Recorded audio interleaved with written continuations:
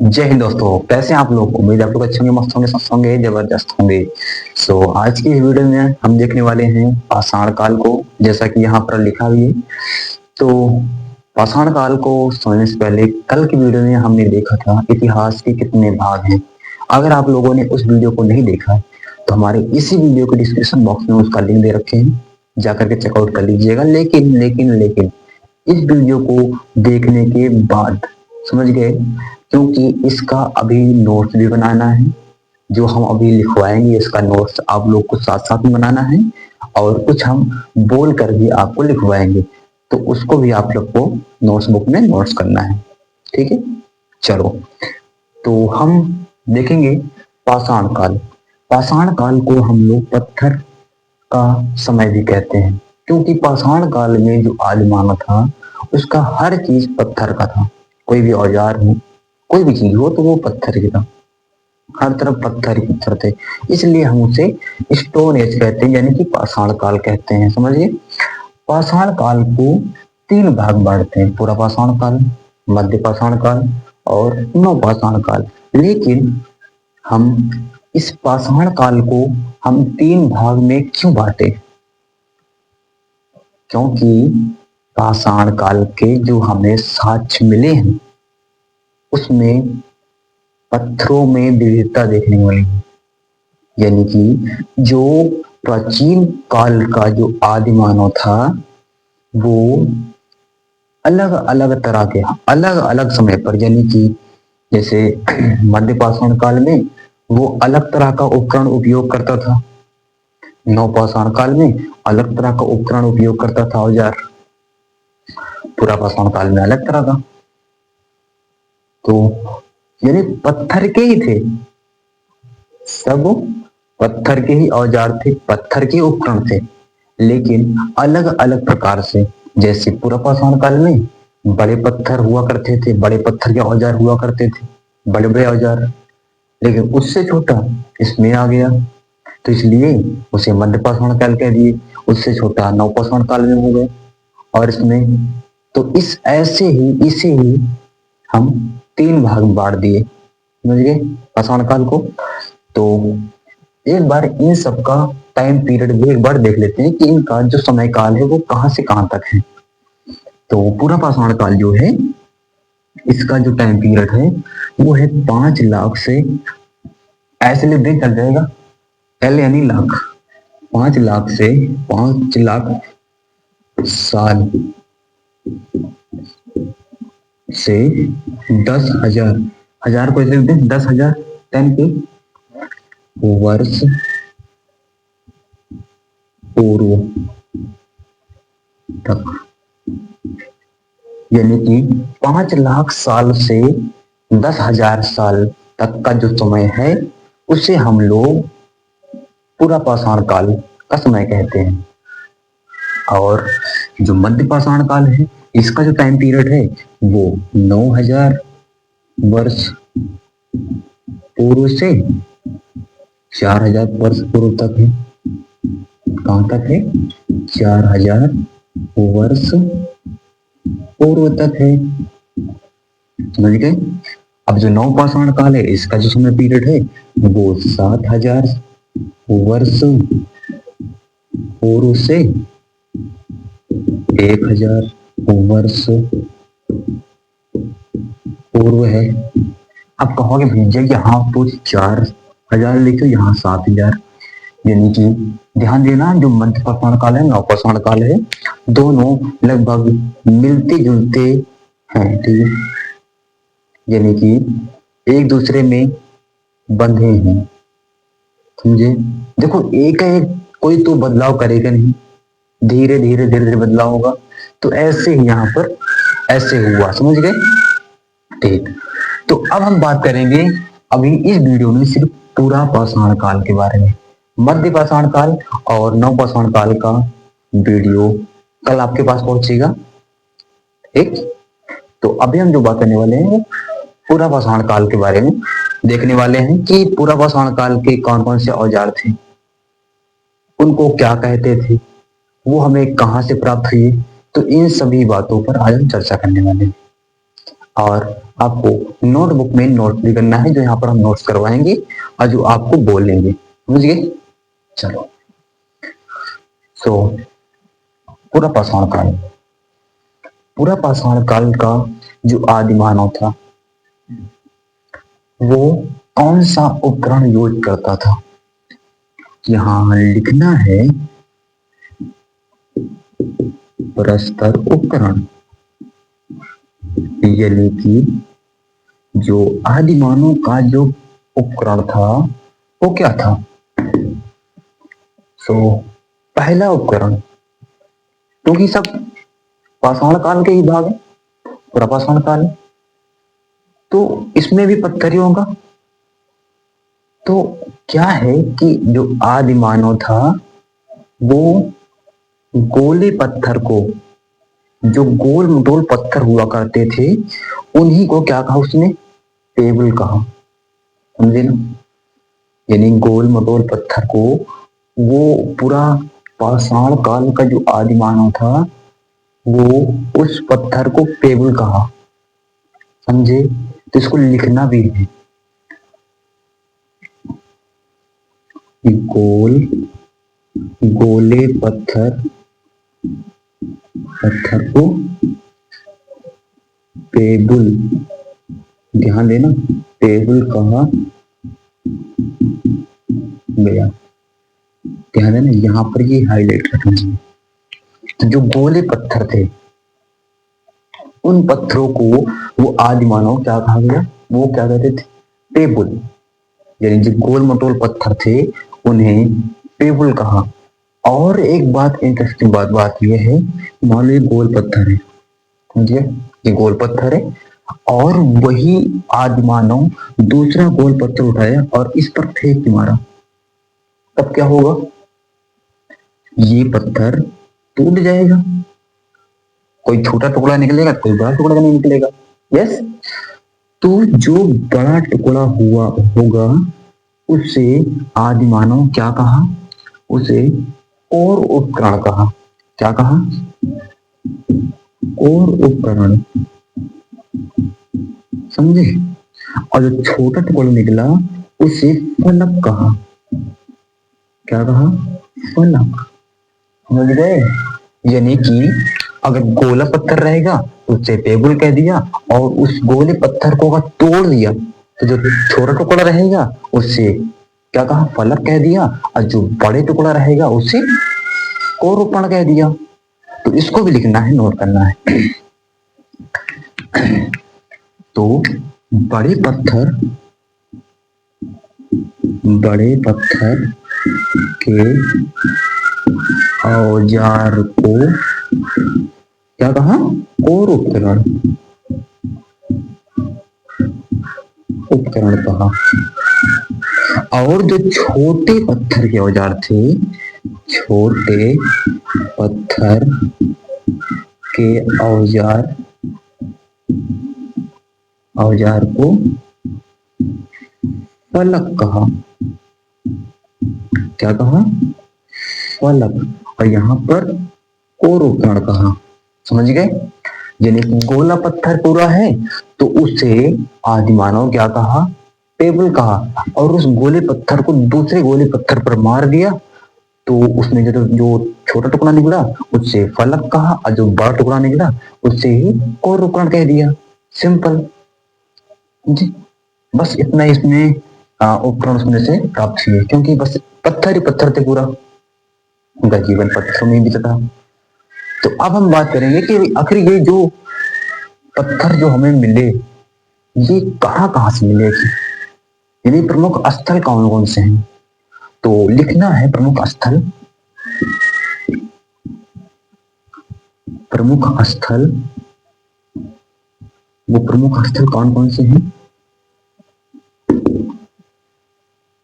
तो जो पहला है वो है सोहन घाटी। सोहन घाटी से हमें इन सबके साक्ष्य मिले हैं। सोहन घाटी, आप कहोगे सोहन घाटी कहां पर,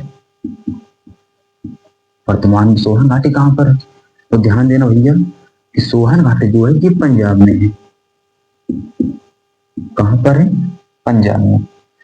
और ये पहला हो गया। दूसरा जो है, देखो पहला सोहन घाटी हो गया, ठीक। और जो दूसरा है वो क्या है, वो है बेलन घाटी। दूसरा है बेलन घाटी। क्या है, बेलन घाटी। अब ये कहां पर है, बेलन घाटी कहां पर है, तो बेलन घाटी गोरखपुर में है। ये गोरखपुर कहाँ है, गोरखपुर।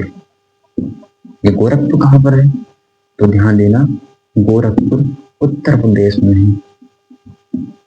कहां पर है, उत्तर प्रदेश में है गोरखपुर। और जो तीसरा स्थान हमें मिला है वो नर्मदा घाटी से मिला है। नर्मदा घाटी।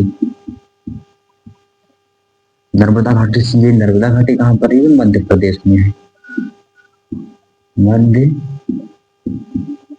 प्रदेश में है, समझ गए। तो हमें ये 3 प्रमुख स्थल मिले हैं, यानी सोहन घाटी, बेलन घाटी और नर्मदा घाटी। ये 3 स्थलों से हमें इन पत्थरों के उपकरण मिले हैं, समझ गए। और एक बात, जो मानव था वो कैसा था आखिर, मानव घुमंतु था। एक और पॉइंट लिख लिया, इधर लिख पड़े थे। जो मानव नहीं कहेंगे उसे, क्योंकि उसमें वो मानव नहीं था, वो आदि मानव था, है ना, नहीं, आदि मानव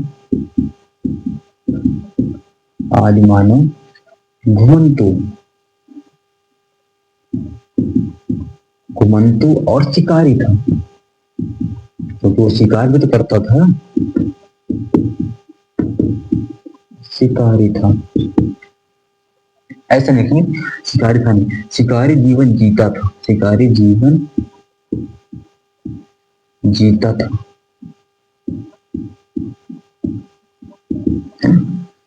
और एक बात, उससे ये जो टेबल पत्थर हैं, गोल मोटर पत्थर हैं, ये प्राप्त कहां से होते थे वो, और वो रहता कहां था, क्योंकि उस समय तो घर थे नहीं। तो जो आदि मानव था वो उसमें कहां पर रहता था, इसका भी क्या ना कोई साक्ष्य होना चाहिए कि कहां पर फिर रहता था वो, कि कोई घर तो उसमें कोई बना नहीं कि हाँ बनाया नहीं था कि हाँ बना लें और उसी के अंदर रहेंगे, है ना।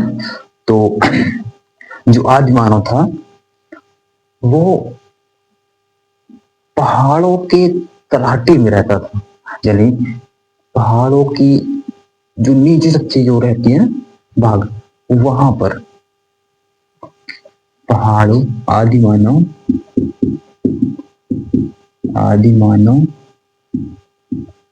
पहाड़ों के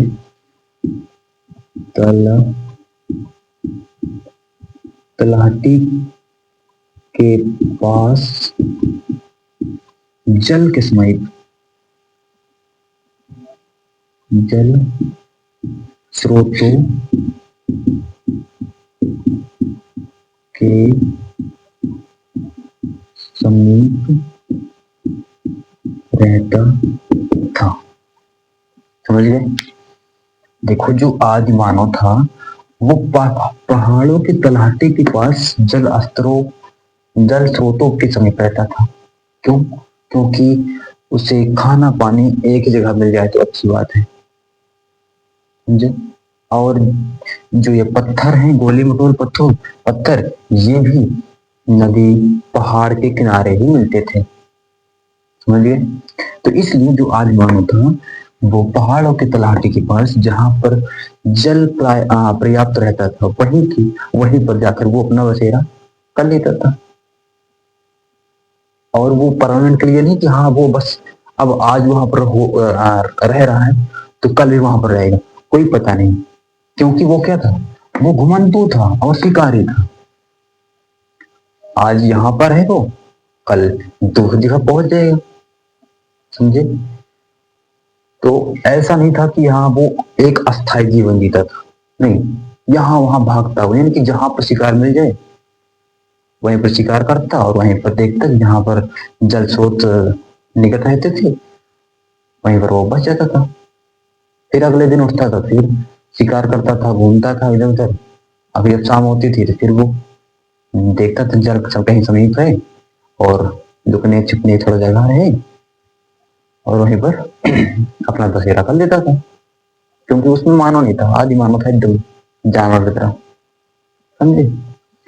तो बस इस पूरा पाषाण काल में इतनी ही बातें हैं और इस बात को अगर आप लोग कहो तो मैं नोट करवा दूं पूरा, इसको पूरे एक बार समरी करा करके नोट्स करोगे?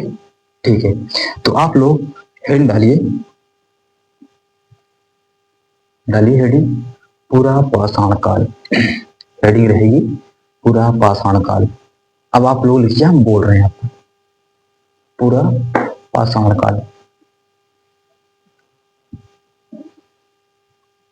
इसमें लिखना क्या है? पहला पॉइंट इसमें डालो,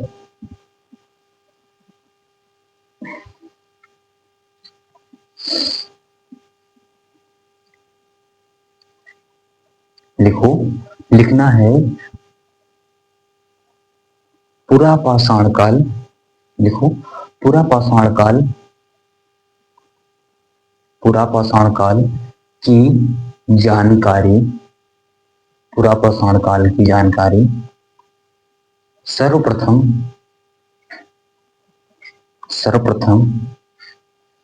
रॉबर्ट ब्रोसफुट, रॉबर्ट ब्रोसफुट, रॉबर्ट ब्रोसफुट ने मद्रास के समीप, मद्रास के समीप अतीरपक्कम से, अतीरपक्कम से, अतीरपक्कम से प्राप्त किए थे या प्राप्त हुआ था, अतीरपक्कम से प्राप्त हुआ था। यानी कि सबसे पहले जो इन सब की खोज किए थे, जो देखे थे, जो जाने थे, वो थे रॉबर्ट ब्रोसफुट, जिन्होंने, अच्छा एक बात इसमें एक और ऐड कर लीजिएगा कि जिन्होंने, आगे लिखो, जिन्होंने नहीं, जिन्होंने नहीं, उसे काट दो, इन दो, जो 1863 ईस्वी, जो 1863 ईस्वी में खोज किए थे। क्योंककि जो ये इस पत्थर की जो खोज ये थी ना, मद्रास के समीप अतीरपक्कम, वो साल था 1863। 1863 ईस्वी में वो क्या किए, मद्रास के समीप गए अतीरपक्कम में और वहां पर जो खोदे तो वहां से ऐसे पत्थर मिले जो पेबल कहलाए, और ऐसे पत्थर मिले। समझे ना? तो सबसे पहली जो जानकारी थी पूरा पाषाण काल की, वो रॉबर्ट ब्रोसफुट को मिले थे। ठीक, अब दूसरा पॉइंट डालिएगा, लिखो,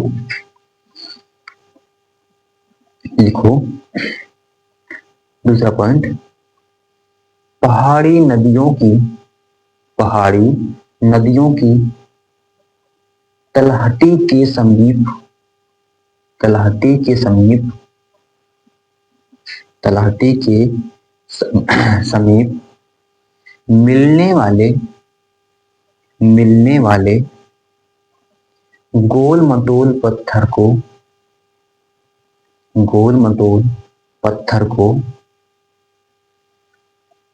पेबल कहा, पेबल कहा, तथा तथा तथा किसी दूसरे गोल मटोल पत्थर से, किसी दूसरे गोल मटोल पत्थर से, किसी दूसरे गोल मटोल पत्थर से किसी गोल मटोल पत्थर पर, किसी गोल मटोल पत्थर पर प्रहार करने से, प्रहार करने से जो उन्हें बड़ा भाग प्राप्त होता था, जो उन्हें बड़ा भाग प्राप्त होता था, उसे उन्होंने कोर उपकरण कहा, और जो छोटा भाग प्राप्त होता था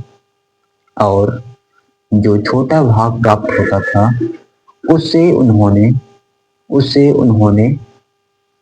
फलक उपकरण कहा।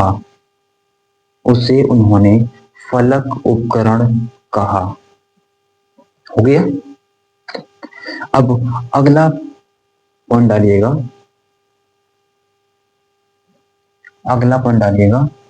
पूरा पाषाण काल के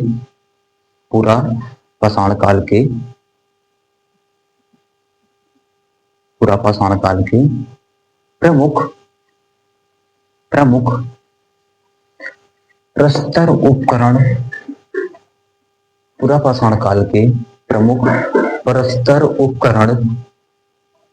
पाषाण काल के प्रमुख प्रस्तर उपकरण सोहन घाटी, अब ब्रैकेट में कर लीजिएगा पंजाब, कॉमा बेलन घाटी, ब्रैकेट में कर लीजिएगा गोरखपुर और उत्तर प्रदेश, और नर्मदा घाटी, ब्रैकेट में मध्य प्रदेश, जैसे स्थलों से प्राप्त हुआ है।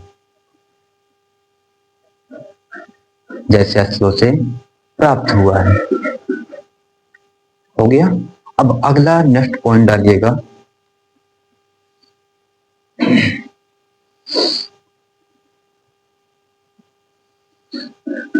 ठीक, अब अगला लिखिएगा। जो बेलन घाटी है ना, इसी के समीप एक लोहदा नाला नामक क्षेत्र है। जो बेलन घाटी है यानी कि गोरखपुर के समीप एक लोहदा नाला नामक एक क्षेत्र है, वहां से एक अस्थि नामक मूर्ति मिली है, जो बहुत प्राचीन है, जो सबसे प्राचीन मानी जाती है। समझे? तो पॉइंट लिखिएगा, बेलन घाटी, ब्रैकेट में गोरखपुर उत्तर प्रदेश, बेलन घाटी में लोहदा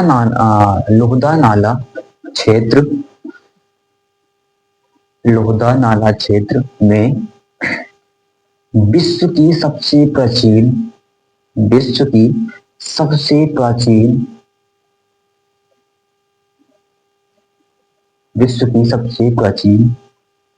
अस्थि मूर्ति,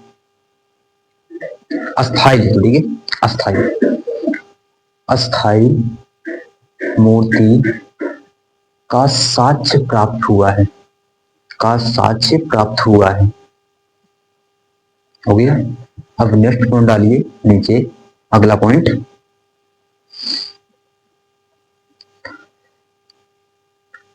पूरा पाषाण काल का आदि मानव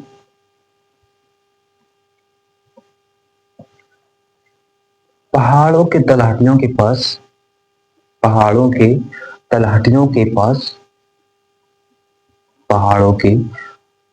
के पास जल स्रोतों के समीप रहता था।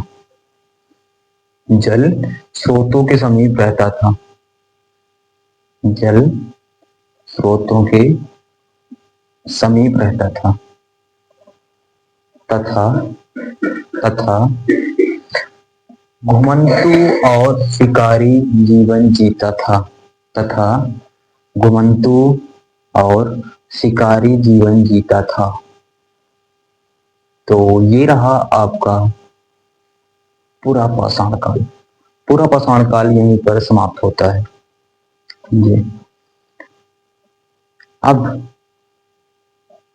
कल वाली वीडियो में हम देखने वाले हैं मध्य पाषाण काल और नव पाषाण काल।